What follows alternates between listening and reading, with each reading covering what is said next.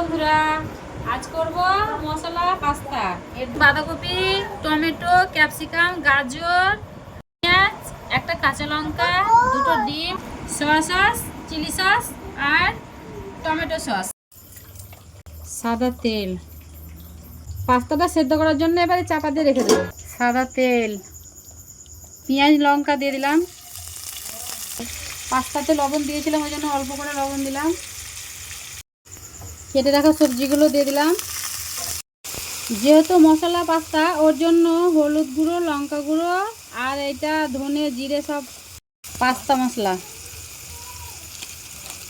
Tomato sauce, chilli sauce, soya sauce,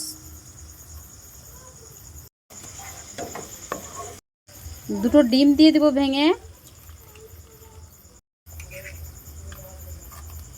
লবণ।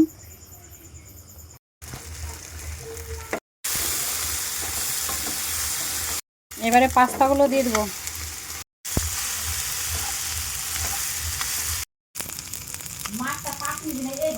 দেখুন, ready হয়ে গেছে গরম গরম পাস্তা।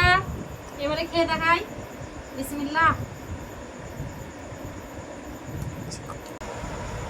কেমন হয়েছে আব্বু?